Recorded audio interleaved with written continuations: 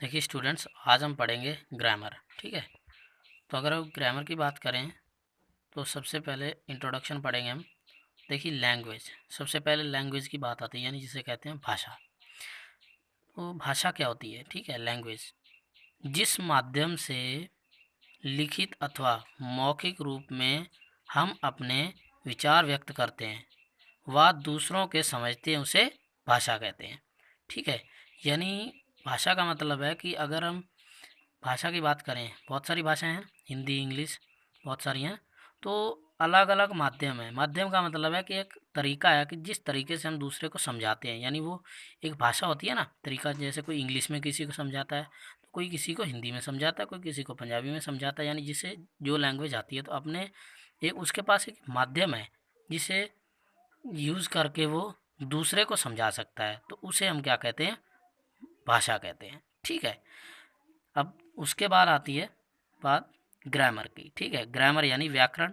ठीक है, तो अब ग्रामर की बात करें तो ग्रामर क्या है?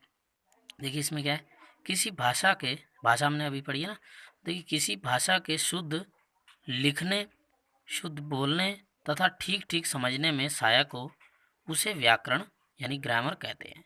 यानी ये एक ऐसा तरीका है, यानी कोई भी अगर हम भाषा लिखते हैं तो उस भाषा को हम ठीक लिखें, ना कि गलत। ठीक है, तो वो क्या है, एक तरीका होता है, हमारे पास एक फॉर्मेट होता है जिसके थ्रू हम अपनी लैंग्वेज को ठीक लिखते हैं, तो वो क्या कहलाती है? ग्रामर यानी व्याकरण।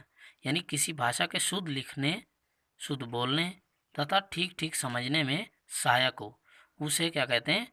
व्याकरण यानी ग्रामर कहते हैं। ठीक है, अब उसके बाद बात आती है लेटर की, यानी वर्ण या अक्षर। आप कहते हैं ना अक्षर या वर्ण, तो अगर हम अक्षर की बात करें तो इसमें दिया हुआ है बोलने में ध्वनि प्रकट करने वाली सबसे छोटी इकाई वर्ण कहलाती है। ठीक है, तो सबसे छोटी इकाई का मतलब है कि जैसे इसमें ए बी सी डी की बात करें अगर हम, यानी इंग्लिश में, तो A B C D E सब लिखा हुआ है ना, जेड तक, तो ये जितने भी हैं ये सब लेटर्स हैं।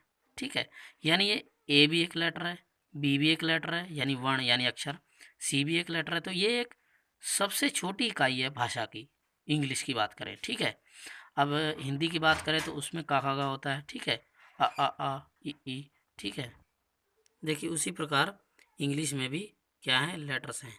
तो ये आपके सामने लिखे हुए हैं, बाकी हम कल पढ़ेंगे। ठीक है, धन्यवाद।